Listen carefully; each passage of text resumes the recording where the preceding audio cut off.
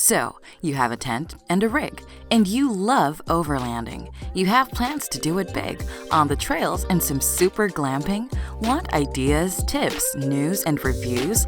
A podcast that's first rate and here just for you? You don't have to think about it. Join us and be about it. Something interesting? We want to hear about it. Come on, let's talk about it. Welcome to Waypoint Overland's Random Waypoints podcast.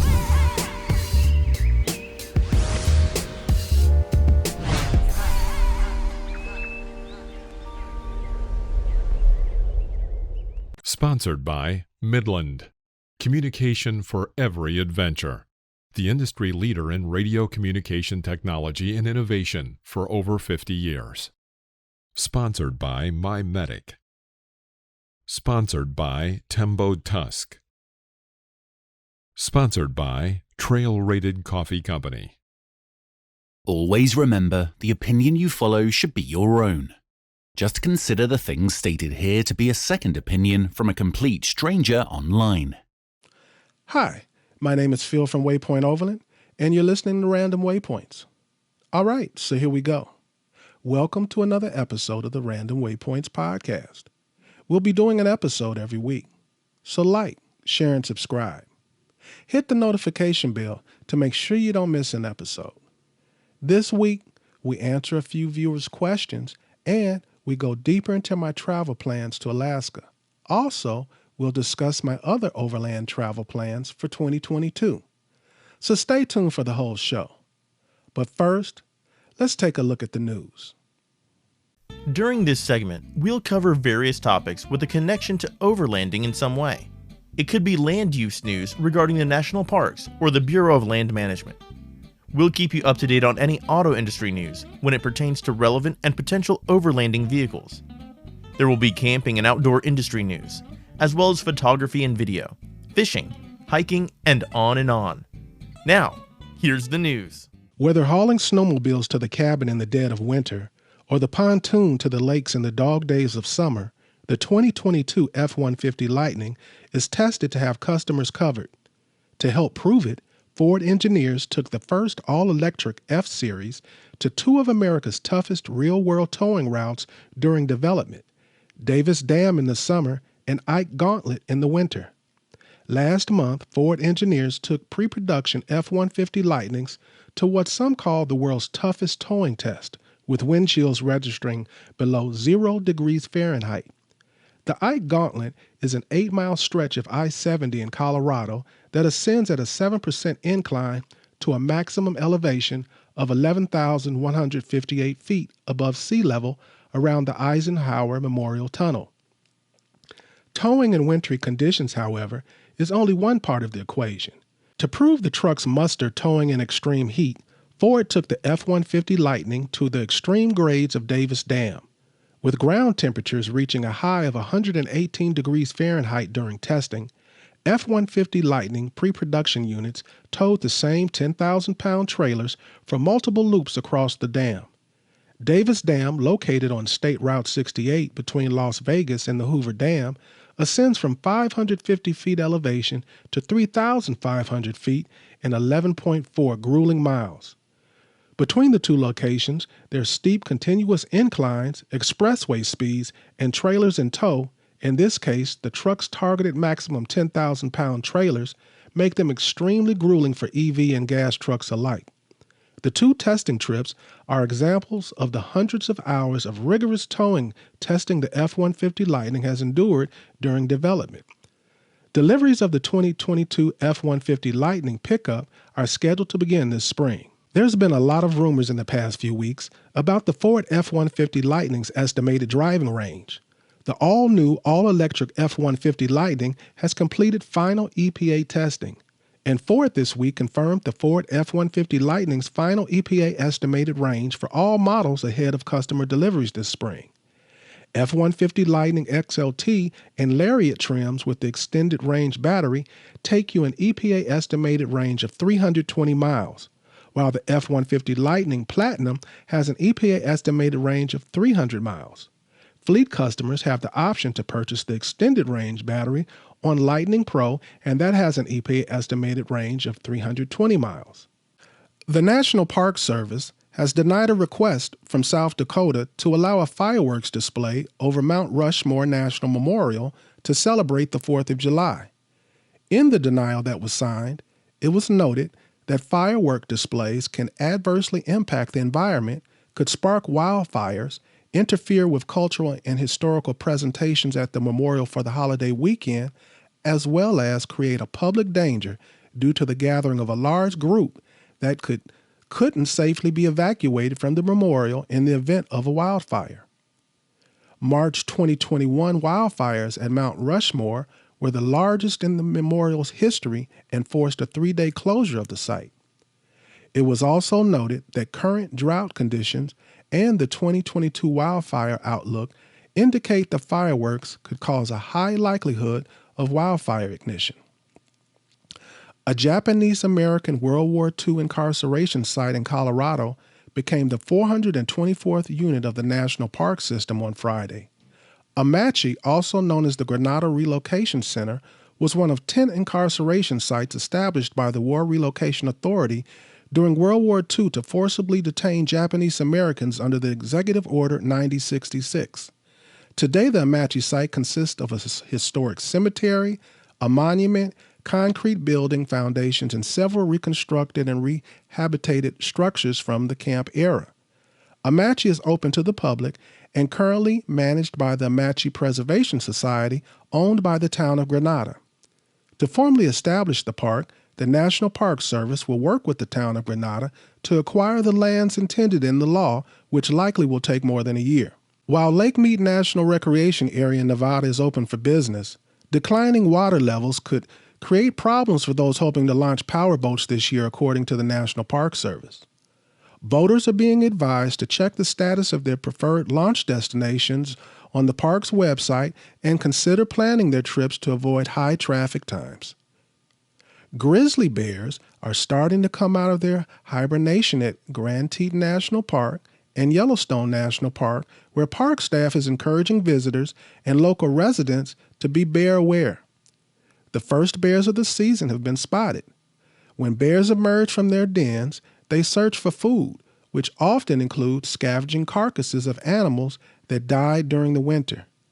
Bears may display aggressive behavior towards humans if approached while feeding on carcasses. With that said, it may be an excellent time for photography of grizzly bears. Incidentally, March is the anniversary month of Yellowstone National Park, which turns 150 this year. Happy birthday, Yellowstone National Park. A strong majority of Americans believe climate change is harming the national park system, according to a poll conducted for the National Park Conservation Association.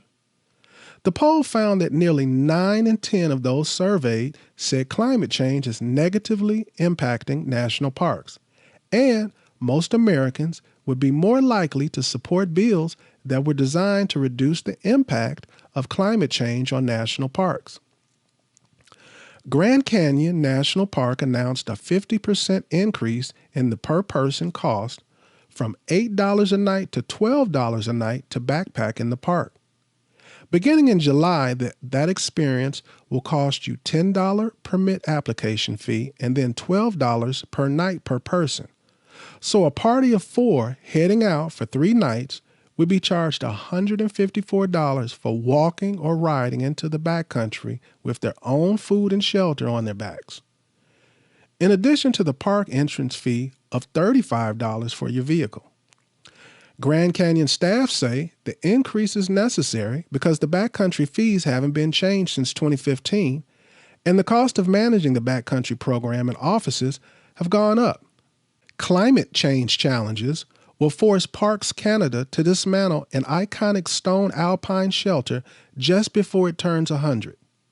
The Abbot Pass Refuge Cabin National Historic Site, better known as the Abbot Pass Hut, is no longer safe as slope erosion and glacial recession have caused structural damage despite extensive stabilization efforts and interventions. Don't get your hopes up for a spring black bear hunt this year in the state of Washington.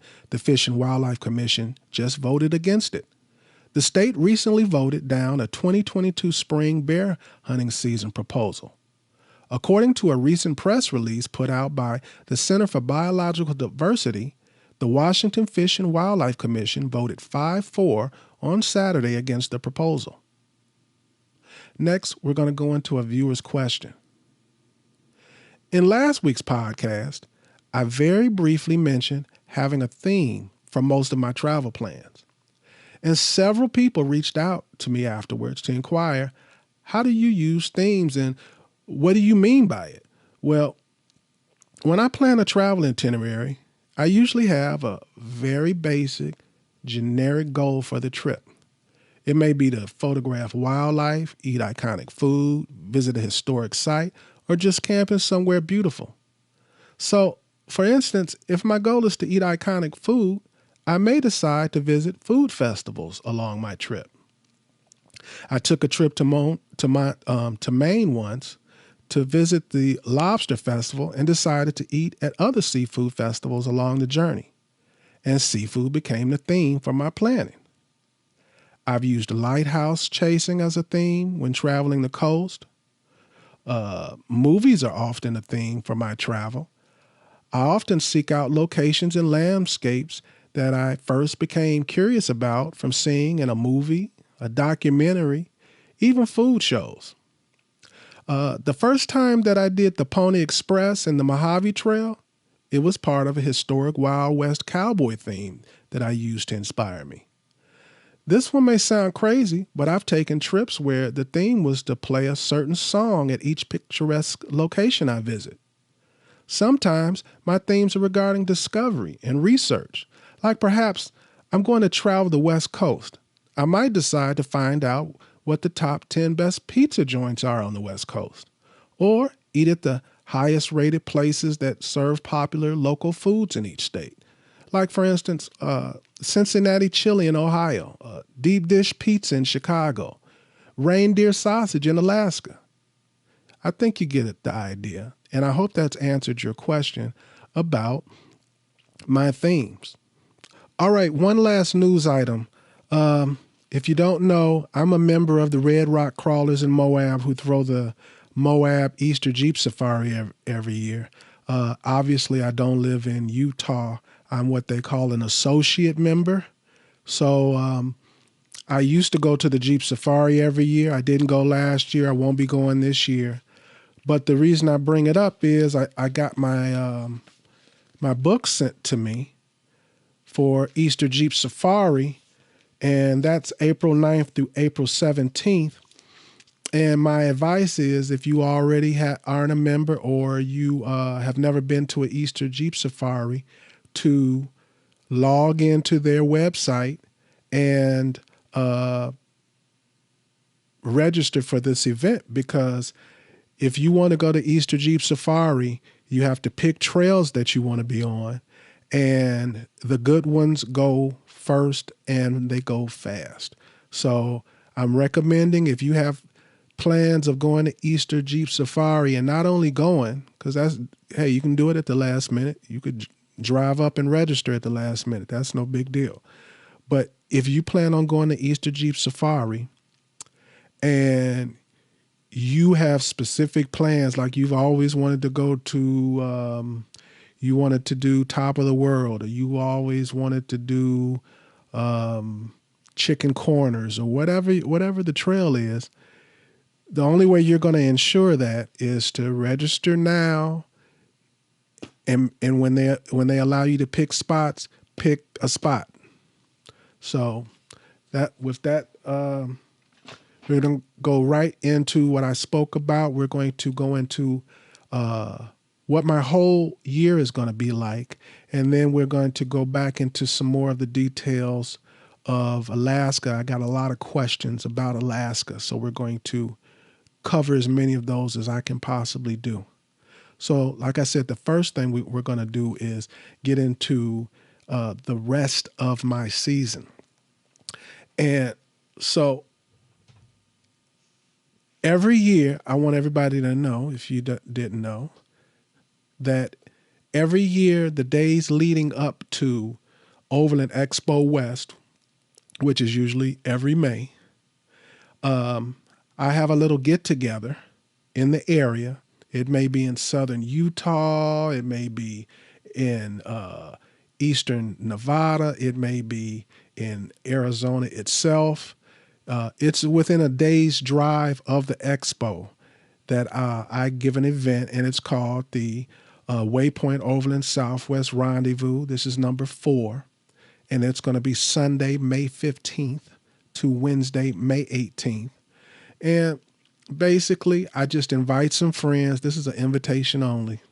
So I invite some friends. We do some trails. We do some camping. And we do some photography.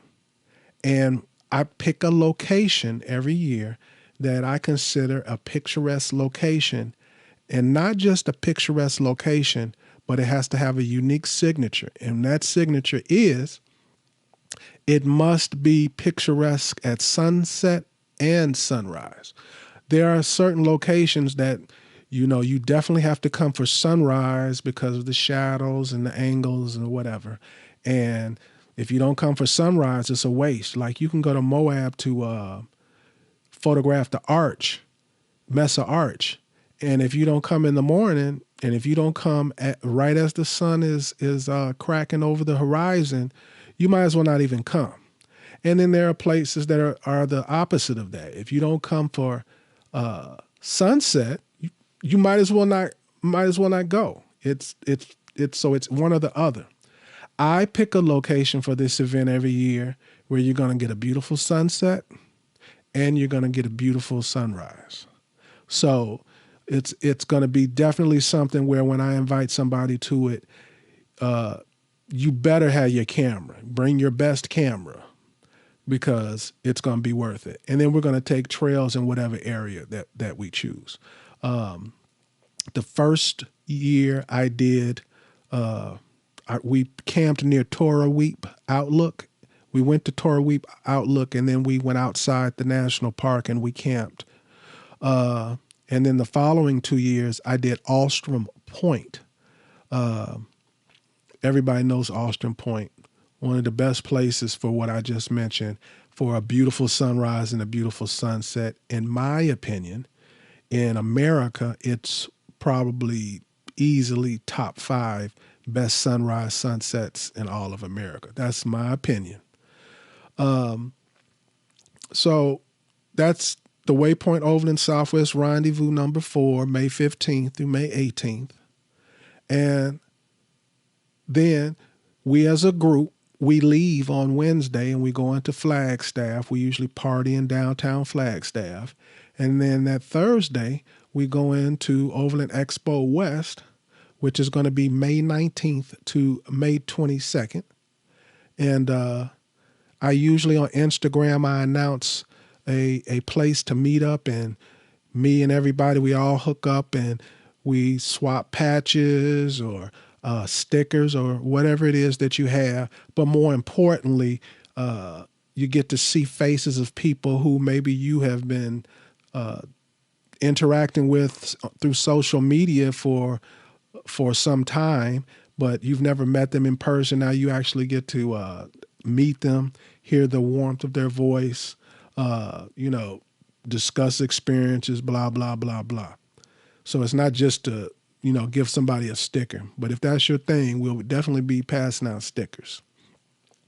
And I've only been doing, like I was mentioning before, the Rendezvous, I've only been doing 4 years, but I have been to every Overland Expo West that they've ever had. Incidentally, I have been to every Overland Expo that they've ever had, whether it's West, Mountain West, or East. And this year is going to be the first year that I don't go to all of them. I'm going to go to every single one except for the East, and that's because of my trip to Alaska. And it's possible that I may do it for some reason. Something may occur where that all changes. But as of now, I have no intentions of going to East. And I may not be going back to East unless they change the venue. Nothing wrong with the venue. It's just that I want to enjoy the area and don't really enjoy the area. I think there's better places. I think they should go further north. I would love to see it in Vermont, or they could keep having the East and have a New England version. That would be great. So like in New Hampshire or Vermont, you heard it here first. I was the first one to speak about it being in the Pacific Northwest. Maybe I just talked into reality. Anyway, I always go to the Overland Expo West. And the reason why I like to go to the Overland Expo West is, yeah, I love the actual event. But what started it is you can always create a great trip to it because of where it is. It's so many national parks along the way. No matter where you live, you're going to encounter national parks. You're going to encounter desert, BLM land, forest, everything an overlander could dream of. It's in the Southwest, which is one of the few places in America where it can be as remote as it is. So I'll be at Overland Expo after the Rendezvous, May 19th, May 22nd. The next thing, and let me mention this, I'm already going on little trips already now, and I'll be going on little trips, but these are the definites. These are the ones that I have been planning for a while. So these aren't the only trips. There'll be some other ones that pop up. So after Overland Expo, my next one is Northwest Overland Rally in Plain, Washington, my home state. I'm in Issaquah, Washington, if you don't know that. And this is not my favorite because it's in my state. It's my favorite because it's the best. And let me tell you what I mean by best. I have 3 tiers that I put all of these Overland Expos and rallies and different things that they have. There's tier 1, and tier 1 would be Overland Expo West, East, Mountain West, and Pacific West. They have no peer. They're like the Disney World of expos here in America. So they're on tier 1 all by themselves. So everything else is tier 2 to me or tier 3. And tier 2 for me is it's a rally that has some kind of history. It's been around at least a couple of years. You don't feel like it's just a money grab. There's really a camaraderie. You really feel like there's true overlanders in the parking lot. I'm sorry, not in the parking lot, in the camping site. That you're not in a parking lot. Some of these rallies literally have the nerve to have you camping in a parking lot and charging you for it and have like 10 vendors. Money grabs. So anyway, tier 2 also has to be not only the event itself great, but the location has to be great. Can I create an overland trip to the event? That's why I like Overland Expo West so much. The same thing could be said for coming to the Pacific Northwest. The trip to the event can be an amazing overland journey, whether you come along the border through the peninsula, Michigan Peninsula to through North Dakota, through Montana, through Idaho, into eastern Washington, and on to the event.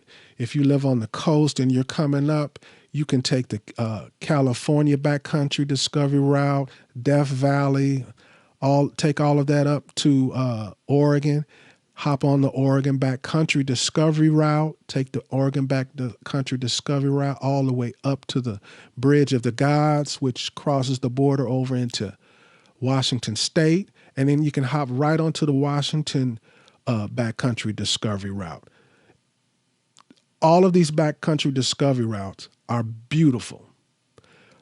You take the Washington backcountry discovery route, it'll drop you right off at the Northwest Overland Rally. So it's so many options as far as a journey or a trip to be created there. That's what makes an event a tier 2 to me also. The level of trainers, the level of people there, as far as people who have actually gone on real overland journeys, the people teaching the classes for all types of things. I want the best. I don't just want somebody that's like, hey, I'm going to try and teach a class because that's what everybody's doing now. That's a way for me to profit or benefit, but I really don't know what I'm talking about. So I graded on that. And then tier 3 for me is money grabs, which are the majority of these new overland expos and rallies and whatever that they call them now. The majority of them. And if this is your first time watching, if you don't know who you're talking to, I have been to the majority of these. I've gone to almost all of the big name events. I have literally gone to some of these events and they were so horrible. I never even announced that I came. I came and I left. I won't tell you the names, but it's some big name events. Or I should say through social media, they're popular. And they're just money grabs. They're not really teaching you anything. Some of these, like I said, are like in parking lots. One of them, I really want to tell you where it was located, but if I do, you'll know specifically which one I'm naming. If I don't have something good to say about them, I'm not going to mention their name. But the majority of events are tier 3s, where they just a few local vendors. They may get one big name vendor to show up, and they have you just stacked together. The training is really nothing. There's no opportunities to take trails or anything like that. So with that said, Northwest Overland Rally is definitely a tier 2. And not only is it a tier 2, it is number 1 in my list of tier 2 events. It's probably one of the longest. I think I've been going about 7 years now. I think it's one of the longest running overland rallies in America besides the Overland Expo rallies. I see people that I see every single year. We all sit by campfires. We listen to speakers. You can take training. You can take trails through all of the Cascade Mountains and the surrounding areas.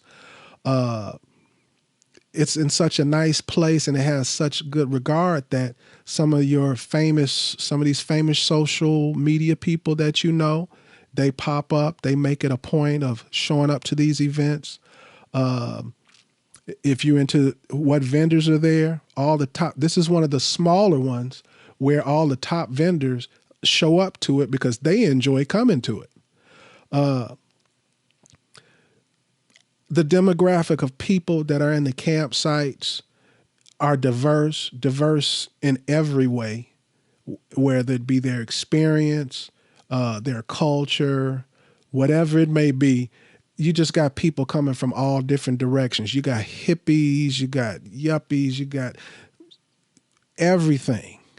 You got people who have been all over the world. You've got people who've been nowhere, and this is their first time. I have nothing to say bad about the Northwest Overland Rally. I have no affiliation with them whatsoever.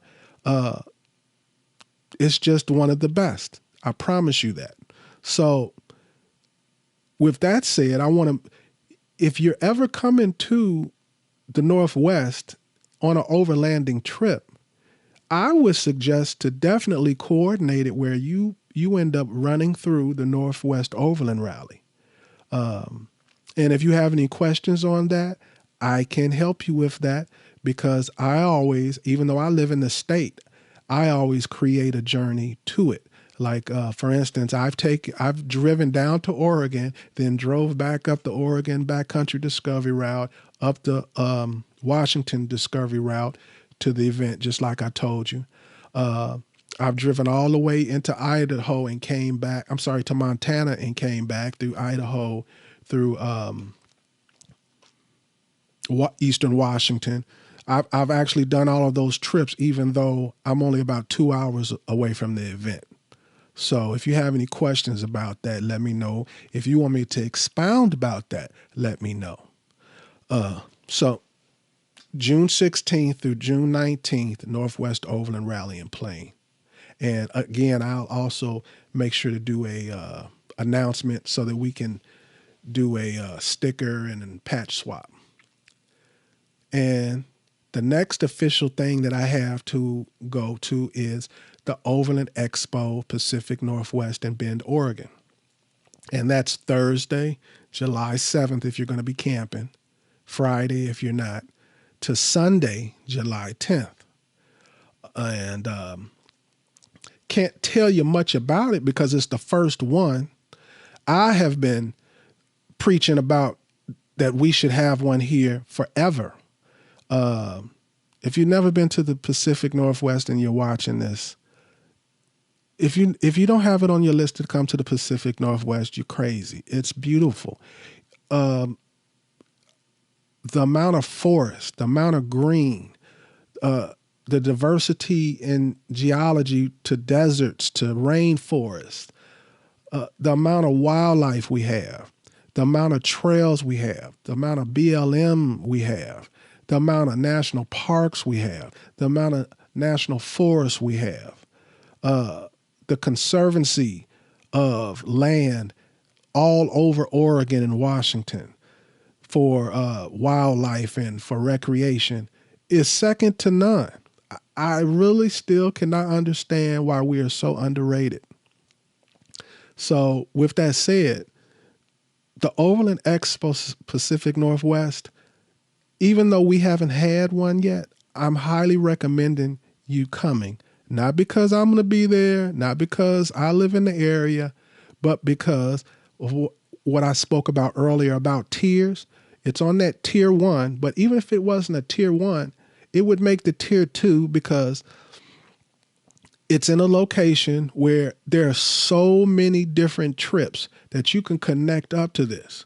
You can do the coast, do the 101 and the 1, do the whole coast. You can come from almost any direction and you're coming from somewhere great, whether it's through Montana, through Wyoming to Idaho, through to Oregon, whether it's coming from New Mexico, through Arizona, through Nevada. However you're coming to get there, it's an awesome route. And I'm a proponent of taking on the backcountry discovery routes. There are so many backcountry discovery routes for every direction heading into Bend, Oregon, that this could be a bucket list trip just showing up to the expo, let alone how it's going to turn out. And everyone that I know has anything to do with this expo in Bend, Oregon, everybody wants this to be like the greatest thing that ever happened. Vendors that I know who are going to have booths there, that are from here, they want to shine so bad because the light is not on us very often, that there's going to be some big things happening that I know about. I can't spoil their thunder. I don't have permission to give out their information. But there is a high incentive among the area people to show out. And even though I'm not a vendor or any of that, I plan on showing out. I plan to show people around my area. I'm planning on putting on something a few days leading into it. I just don't know what that is yet. Since it's near me, I'm going to keep that close to the vest because it will only be a handful of people that I take with me. And I don't even know what the trip is. So I'd be asking people to sign on to something that I don't know what I'm going to do. So I'm going to be at the Overland Expo, Pacific Northwest in Bend, Oregon. Once again, I'll announce a location so everybody can meet up, hand out patches, stuff like that. Check out each other's rigs, whatever. May even do some trails or whatever. I got big plans for Bend, Oregon. Some of them I do know what I'm going to do, but I can't tell because I know I'll end up seeing somebody else doing it, and they'll act like they just happen to do the same thing. But I won't go no further on that. The bottom line is, I'm not going to tell you much, but when I do tell you what's going to go down in Bend, Oregon, it's going to be... All right, now we're going to go back to Alaska, that particular trip. I told you a lot, but I didn't tell you everything, and people asked questions about what I did tell. So what I'm going to do is I'm going to be giving some additional information about my trip, and also I'm going to answer some questions that I got about my trip that I'm able to answer. One of the first things is, you know what? Before I get into that, let me give you the dates. My buddy Be Wild Journals on Instagram, he mentioned to me that he thought I was leaving on this trip in a few weeks, and that's understandable. But I'm not. The trip is August 1st through September 15th. It's 45 days, tentatively. And I say tentatively because it may be extended another 2 weeks to the 30th, depending upon the weather, depending upon my physical condition, depending upon how my gear is holding up and how things are going back home. So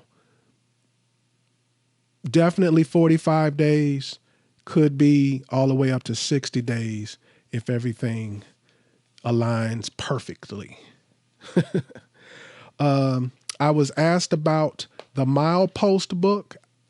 There it is. People wanted to see.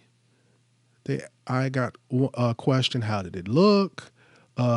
Is it a book or is it a manual? So there you go.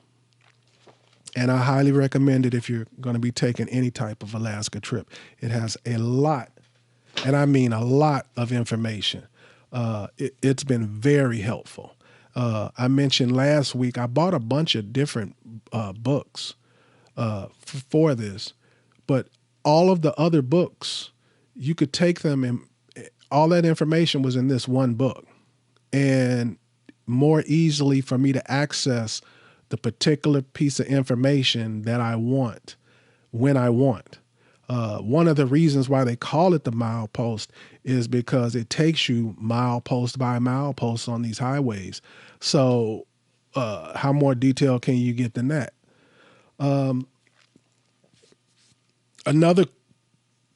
Several different kind of questions that I'm wrapping up into answering together was about the highways I mentioned I was going to be taking.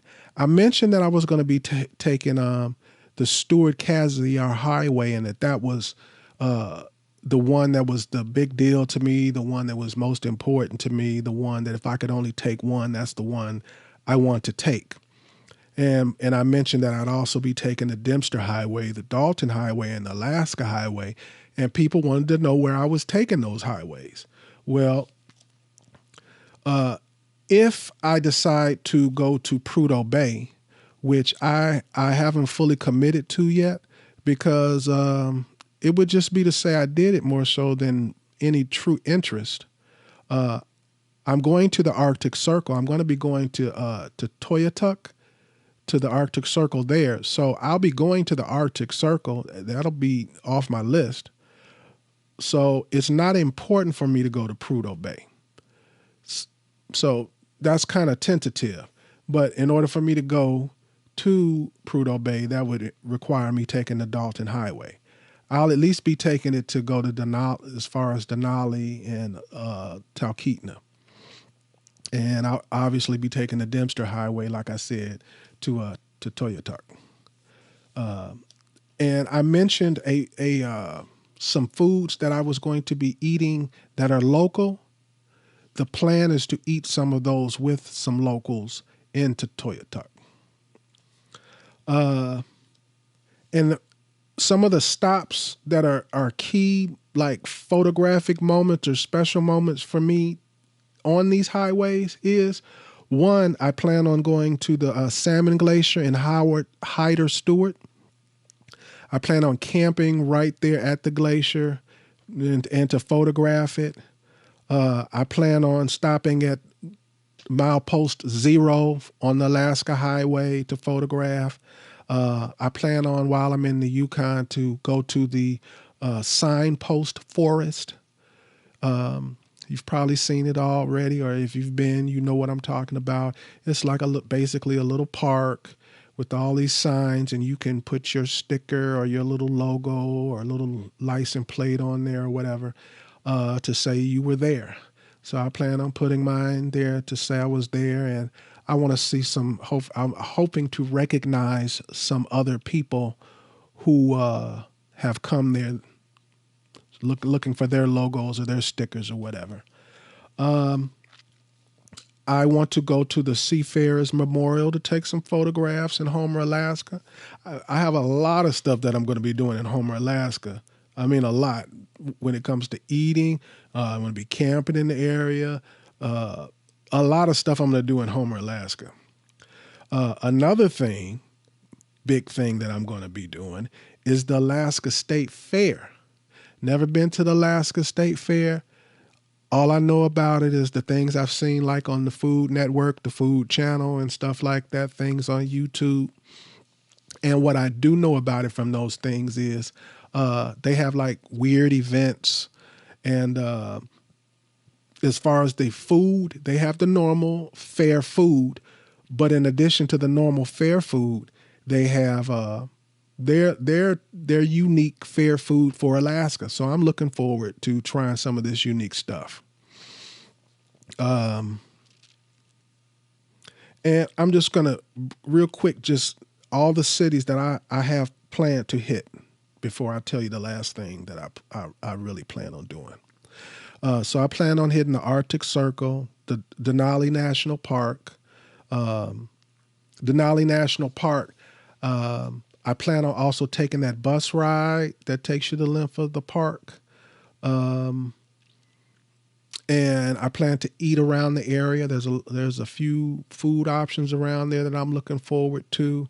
I plan on camping around Denali National Park. I may camp in Denali National Park. I plan on going to Whitehorse. I plan on going to Talkeetna. I think I mentioned that already, Talkeetna. I have some big stuff planned in Talkeetna. If I did mention it, Talkeetna will be a highlight of this trip. For those watching and following my trip, it'll be a highlight. It won't be like one of the top highlights of the trip, but for something to watch, to ingest, Talkeetna is going to be a highlight. I'm going to go to Skagway, Homer. Like I said, Prudhoe Bay, 70-30. And then to Toyatuck, to the Arctic Circle, Washington Lake for the signpost, Coldfoot, Fairbanks, Seward, Haines, Prince Rupert, Palmer, Alaska, Valdez, Alaska. And I plan on going to Katmai National Park. This is one of the top reasons why I'm going. I've had the opportunity to do what I'm going to tell you before now, but I wanted it to be part of a overland trip, even though I have to take a seaplane to get there, and that's Katmai National Park. And I want to go to an area, you have to take a seaplane, and once you get there, that you walk to an area called Brook Falls. And if you don't know what I'm talking about, it's the place where all of those famous photographs of bears catching salmon that are flying into their mouths, that's where all those photos come from usually. So I want to go there. I'm going to go there and photograph bears, and hopefully I don't get ate up.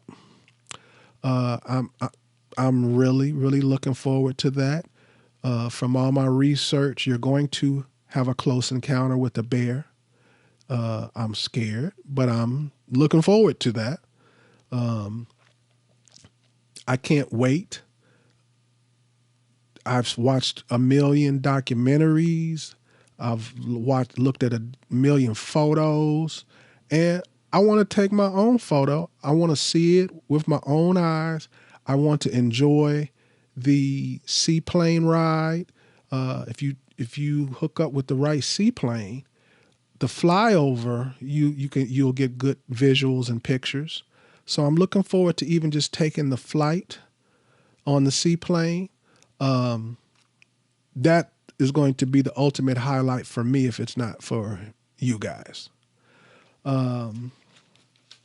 What else do I want to tell you? Okay, I told you that.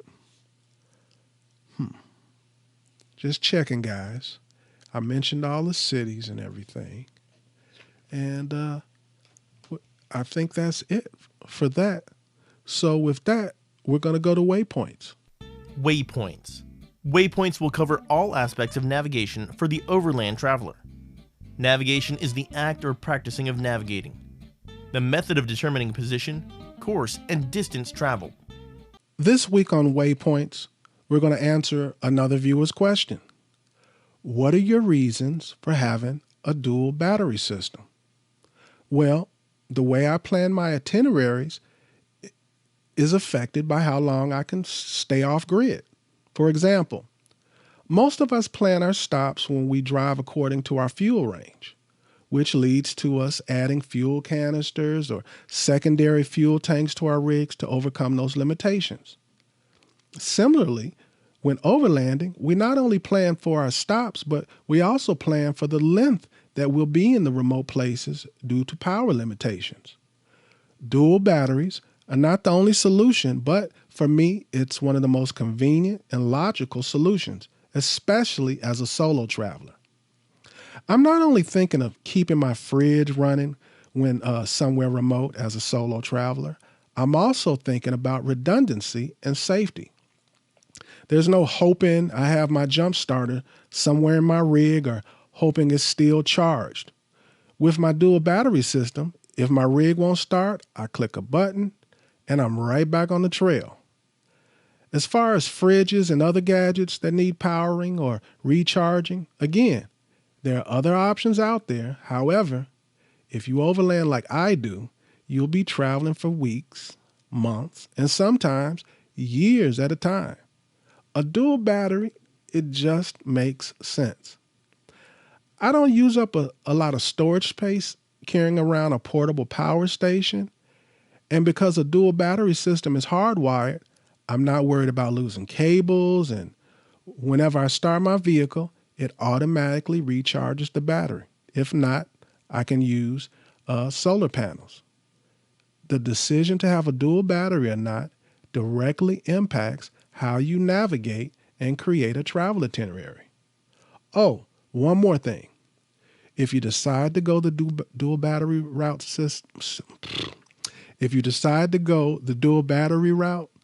I highly recommend you install it yourself. I don't care how mechanically or electronically inclined you are, watch some videos, do some research, and do it yourself. This is because you'll have a more intricate knowledge of how it works and how it's wired. An important thing to know when you're on a trip and something goes wrong. Because, yes, despite all your planning and all your gear purchases, something is absolutely going to go wrong. However, you can minimize this with knowledge. Installing your own dual battery system is a hard rule that should not be disrespected. Well, that wraps up another episode of the podcast. Make sure to like, share, and subscribe. And with that, I want everybody to stay safe, tread lightly, and hopefully I'll see you here or on the trail soon. You have been listening to Waypoint Overland's Random Waypoints. Like, subscribe, and stay tuned for more.